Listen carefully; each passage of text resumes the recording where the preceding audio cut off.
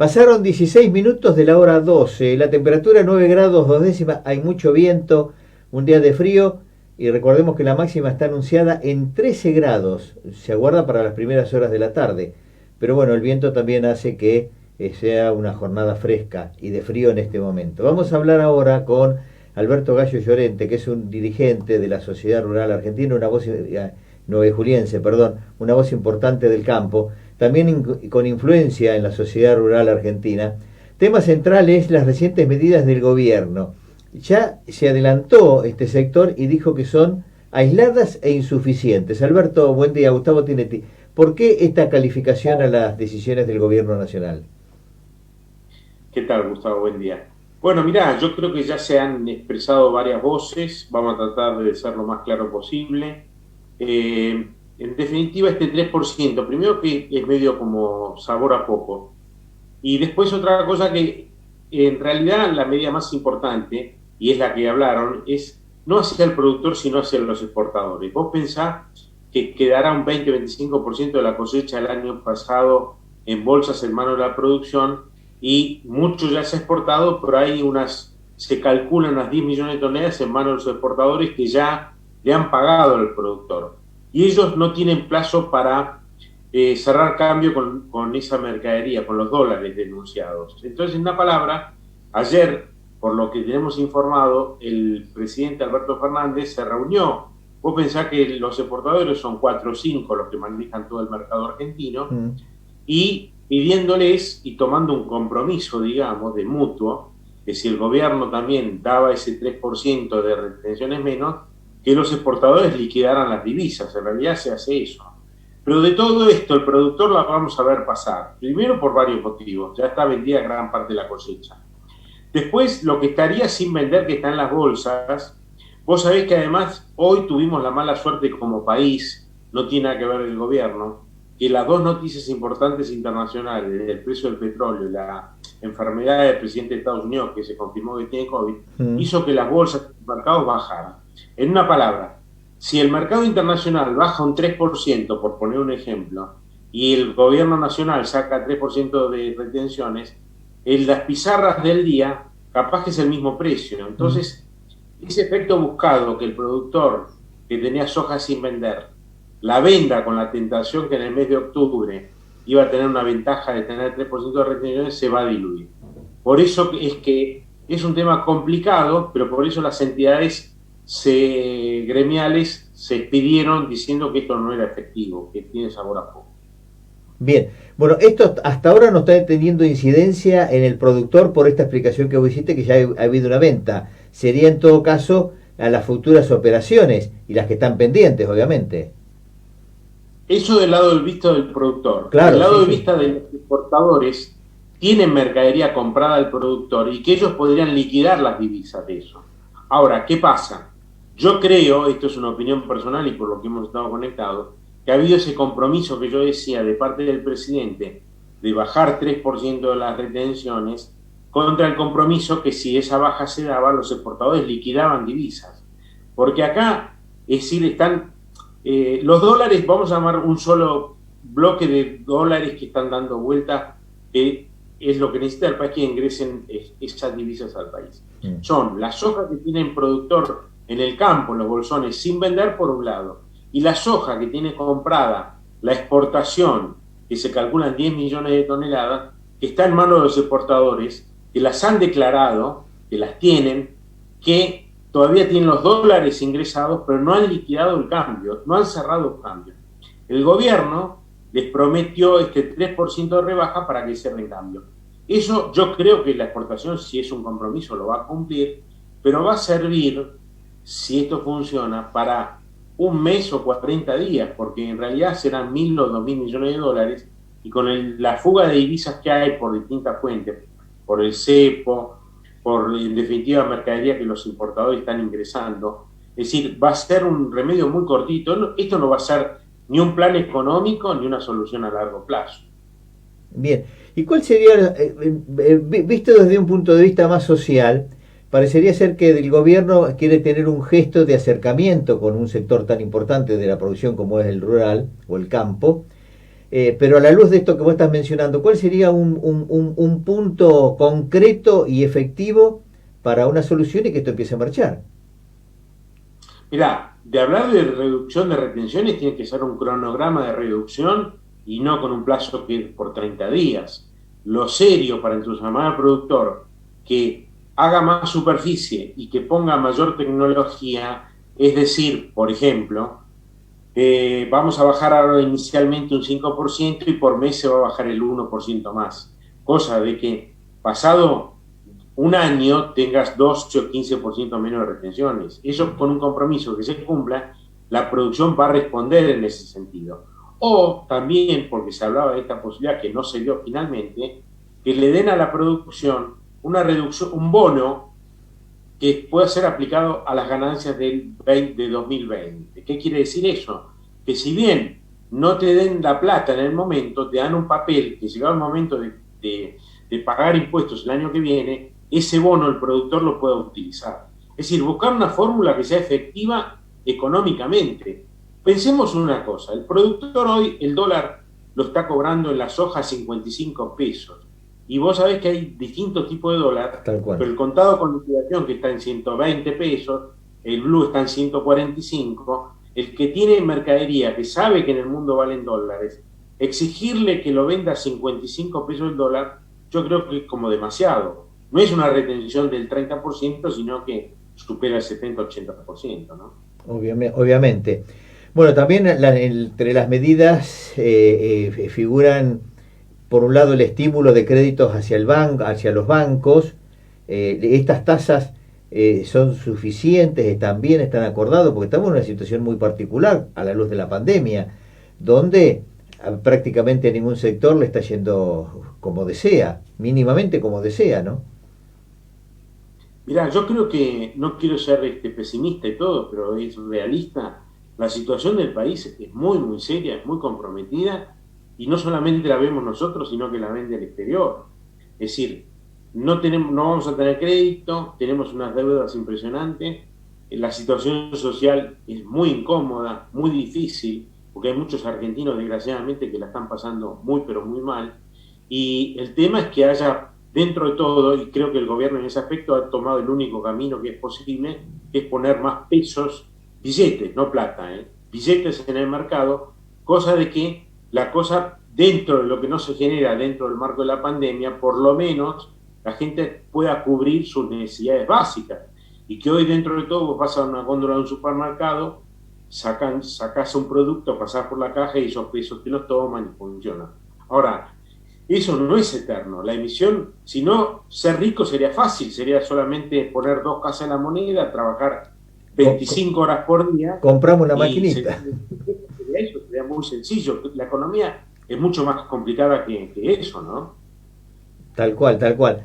Alberto, ¿esto cómo puede repercutir en ciudades como 9 de Julio, donde normalmente le va bien en general, más allá de la pandemia, cuando al campo también le va bien? Y entonces puede haber alguna retracción en mediano y largo plazo. Mira, yo creo que somos privilegiados. Estamos en una zona de las más ricas del país. Tenemos una estructura social bastante acomodada. Yo el riesgo que veo es en los grandes centros urbanos. Acá, por supuesto que vamos a sufrir las generalidades de la ley, pero mucho más atenuadas y es mucho más fácil manejar una ciudad como la nuestra, relativamente con pocos habitantes, donde todas las instituciones están funcionando, las sociales, las de gobierno, las gremiales. Creo que dentro de todo el panorama malo no es el lugar más complicado. Los lugares más complicados lo estamos viendo hoy mismo en Buenos Aires, en el conurbano, las tomas de terrenos que estaban por salir a la venta loteos y va una cantidad de gente necesitada por X motivo que no es de un día, que van 1.000, 1.500 personas y toman como un lugar, aparte con una desgracia, porque vos pensás que se hacen casillas con maderas, plásticos, y que no existen ningún tipo de servicios ni de nada. Nada. Es decir, eso marca lo que puede llegar a ser en el Gran Rosario, en muchos lados. Es decir, esto es una situación inédita y esperemos que tengamos la suficiente entereza anímica, económica y todo para poder llevar este problema. Vos pensás que en el 2001 terminó con un gobierno, terminamos con, creo que fueron 19 muertos. Dios quiera que eso no nos vuelva a pasar y que podamos tener una estructura social que sostenga esto. Pero evidentemente lo peor, creo, de todo esto es que debería generarse un tipo de plan y no medidas semanales, con medidas que se vayan tomando, que pueden ser un poco mejor, inventivas o algo, pero son medidas de muy corto plazo y para ir sorteando dificultades casi instantáneas. Esto del cepo, que hayan comprado 5 millones de argentinos, $200, eso simplemente fueron los negocios de las cuevas de Buenos Aires, de los cambistas, que cualquiera con un CBU podía comprar dólares. Un disparate. Esto lo tendría que haber hecho el primer día.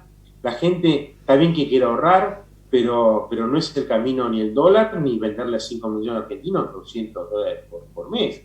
Eso es una cifra que no estamos en condiciones porque el país no lo tiene. Tal cual.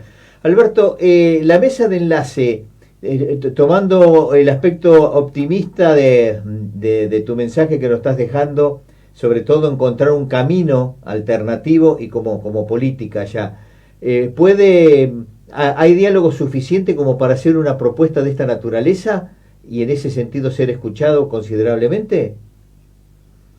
Ya, yo creo que sí, pero lamentablemente han tomado el camino que se ha tomado en otro momento, allá en el 2008, en la 125, que es buscar, dentro de las características que es distinto, disímiles, poniendo en dos extremos, Federación Agraria y Sociedad Rural Argentina, han buscado de aliados a Federación Agraria con este intento de compensaciones por distancia, por algo. El resto de las tres entidades, Coninagro, CRA y Sociedad Rural Argentina, no la vemos tan claro, pero es como querer seducir aparte, romper esa unidad. La idea de dar medidas que tirarle a uno lo que darle, ofrecerle esto de las compensaciones por distancia a puertos y todo, suena para la Federación Agraria, digamos, como un logro. Pero es muy corto, porque el productor de Federación Agraria, el productor de Sociedad Argentina, la soja se sigue vendiendo a $55 pesos el dólar, es decir, los problemas generales son iguales. Yo creo que la mesa de enlace, el diálogo siempre va a estar. Alberto Fernández, recordemos que fue el jefe de gabinete de Cristina, cuando en el 2008 fue la 125, y a él le costó el puesto, y él puso mucho esfuerzo en el diálogo y todo. Lamentablemente en aquel momento, la presidenta Cristina Fernández prefirió profundizar el conflicto. Por eso duró hasta el no positivo de Cobos, ¿no? Pero yo creo que hoy la situación de retenciones es mucho peor.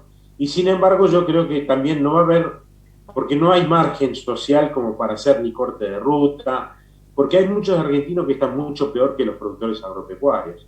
Entonces yo creo que esa conciencia también de toda la parte de la producción existe y va a seguir existiendo. En eso yo tengo confianza que el campo no va a ser un factor desestabilizador del gobierno.